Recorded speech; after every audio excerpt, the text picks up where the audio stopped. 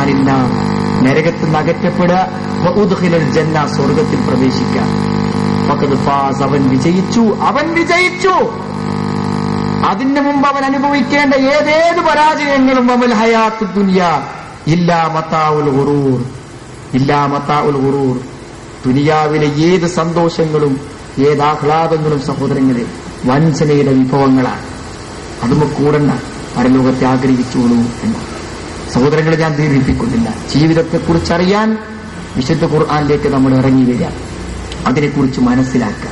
ഭൗതികതയ്ക്കപ്പുറത്ത് വിശാലമായി കിടക്കുന്ന, മരണത്തിനപ്പുറത്ത് കിടക്കുന്ന പരലോകത്തെക്കുറിച്ച് മനസ്സിലാക്കുക.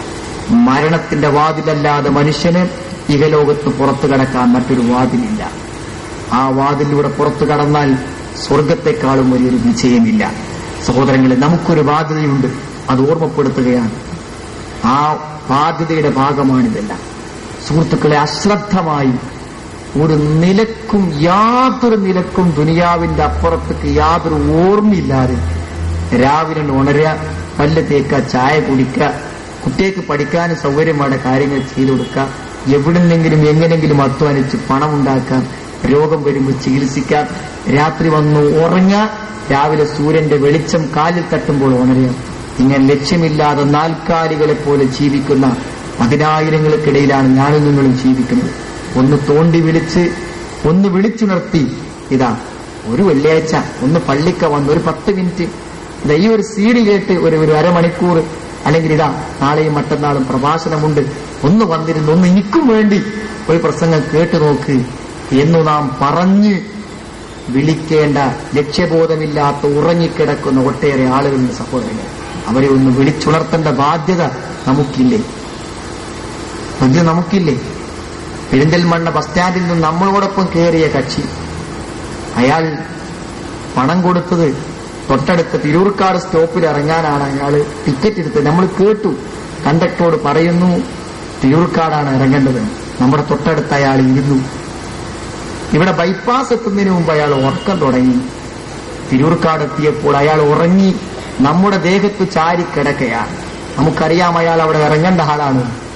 ഞാൻ എന്തിന് എന്നെ ഏൽപ്പിക്കാത്തൊരു പണിയെടുക്കണം എന്ന ബോധത്തോടെ നാം ഇരുന്നാൽ അയാൾ മഞ്ചേരി വരെ എത്തും, അല്ലെങ്കിൽ കോഴിക്കോട് വരെ എത്തും.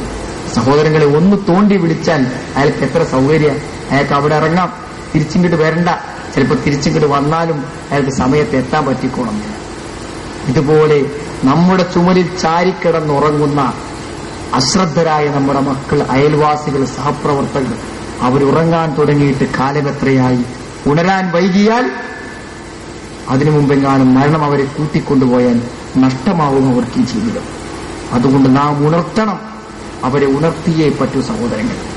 ഒരു മൈക്ക് നമ്മളെ നാട്ടിൽ കെട്ടിയിട്ടായാലും വേണ്ടില്ല, ഒരു സീഡി കൊണ്ടേ കൊടുത്തിട്ടായാലും വേണ്ടില്ല, ഇങ്ങനത്തെ ഒരു പരിപാടിയിലേക്ക് കൂട്ടിക്കൊണ്ടുവന്നിട്ടായാലും വേണ്ടില്ല. ലക്ഷ്യബോധമില്ലാത്ത ആയിരങ്ങളെ വിളിച്ചുണർത്താൻ കടപ്പെട്ടവരാണ് നമ്മളെന്ന തിരിച്ചറിവ് നമുക്കുണ്ടാകണം. വിശുദ്ധ ഖുർആന്റെ ദിവ്യ സൂക്തങ്ങൾ ഉറച്ചു കിടക്കുന്ന പർവ്വതങ്ങളെപ്പോലും ഉണർത്താൻ പര്യാപ്തമാണെങ്കിൽ, അവയെപ്പോലും കിടുകിട വിറപ്പിക്കുമെങ്കിൽ, സുഹൃത്തുക്കളെ, പച്ചയായ മാംസം കൊണ്ടുണ്ടാക്കപ്പെട്ട മനുഷ്യന്റെ ഹൃദയങ്ങൾ പരിവർത്തിക്കപ്പെടാതിരിക്കില്ല. നിരാശപ്പെടാതെ പ്രതീക്ഷയോടുകൂടി ഈ ഖുർആന്റെ സത്യസന്ദേശവുമായി നമുക്കിനിയും സഞ്ചരിക്കേണ്ടതുണ്ട് ബഹുദൂരം. കലിമയുടെ അർത്ഥമറിയാതെ ആളുകൾ മരിക്കും മുമ്പ്, ഇസ്ലാമിന്റെ അടിസ്ഥാന ആരാധനകൾ പോലും നിർവഹിക്കാതെ ആളുകൾ മരണപ്പെട്ടു പോകും മുമ്പ്, നാളെ ഭയാനകമായൊരു നരകത്തെക്കുറിച്ച് അറിയാതെ യാത്ര ചെയ്യുന്നവർക്ക് മുമ്പിൽ ഈ സത്യത്തെക്കുറിച്ച് നമ്മൾ പറയുക, അന്തർത്തുക്കും നാറൻ തലല്ലാ ലാ യസ്ലാഹ ഇല്ലൽ അഷ്ഖാ.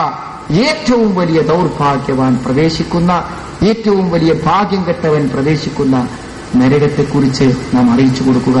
സത്യത്തിന് പിന്തിരിഞ്ഞവരല്ലാതെ അതിൽ പ്രവേശിക്കേണ്ടി വരികയില്ല. ആ നരകത്തിന്റെ ഭയാനകയിൽ നിന്ന് അള്ളാഹു നമ്മെ കാത്തുരക്ഷിക്കുമാറാകട്ടെ. ഈ സത്യസന്ദേശം മറ്റുള്ളവർക്ക് എത്തിച്ചു കൊടുക്കാനുള്ള ഈ ശ്രമങ്ങളെ പരമകാരുണികനായ നാഥ നീ വിജയിപ്പിക്കണമെന്ന് രക്ഷിതാവേ.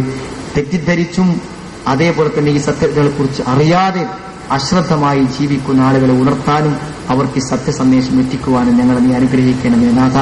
ഞങ്ങൾ ഈ തുടങ്ങിവെച്ച ഈ ക്യാമ്പയിനും ഇതുപോലെ പ്രബോധന പ്രവർത്തനങ്ങൾക്കും നീ വിജയമുണ്ടാക്കണമേ രക്ഷിതാവേ. ഞങ്ങളുടെ മനസ്സുകളെ ഈ പ്രവർത്തനങ്ങളിൽ ഒന്നിച്ചു മുന്നോട്ട് കൊണ്ടുപോകുവാനും സ്നേഹത്തോടുകൂടെ സഹകരിച്ചുകൊണ്ട് അതിന്റെ പ്രതിഫലങ്ങളെ നഷ്ടപ്പെടുത്താതെ നേടിയെടുക്കാനും ഞങ്ങൾ നീ അനുഗ്രഹിക്കണം രക്ഷിതാവേ. ഈ പ്രബോധന രീതിയിൽ ഞങ്ങളെന്നും വേറിട്ട് പോയ പണ്ഡിതന്മാർക്കും അതേപോലെ ഞങ്ങളുടെ മാതാപിതാക്കൾക്കും സഹോദരങ്ങൾക്കും സുഹൃത്തുക്കൾക്കും അല്ലാഹുവേ നീ പുറത്തു കൊടുക്കണമേ. ഞങ്ങളെയും അവരെയും നീ അനുഗ്രഹിക്കണമേ നാഥ. ഏറ്റവും വലിയ ദുരിതപൂർണമായ നരകാഗ്നിയിൽ നിന്നും നിന്റെ അനുഗ്രഹത്താൽ നീ ഞങ്ങളെ കാത്തുരക്ഷിക്കണമേ രക്ഷിതാവേ. വിശാലമായ സ്വർഗത്തിന്റെ അകലുകാരിൽ നിന്റെ പ്രവാചകനും സഹാബത്തിനുമൊപ്പം ഞങ്ങളെയും ഉൾപ്പെടുത്തണമേ നാഥ. اللهم اغفر للمؤمنين والمؤمنات ربنا اصرف عنا عذاب جهنم إن عذابها كان غراما إنها ساءت مستقرا ومقاما ربنا تقبل منا إنك أنت السميع العليم وتب علينا إنك أنت التواب الرحيم ربنا آتنا في الدنيا حسنة وفي الآخرة حسنة وقنا عذاب النار والحمد لله رب العالمين. اللهم صل على خيبر قد خربت وها الناظر اندحرت ها خيبر قد خربت وها الناظر اندحرت بقوة الإسلام والسيف والسهام بقوة الإسلام والسيف والسهام بقوة الإسلام وبالهتاف الحق وباعتقاد الصدق بمبدأ التوحيد ورحمة المجيد وبالهتاف الحق وباعتقاد الصدق بمبدأ التوحيد ورحمة المجيد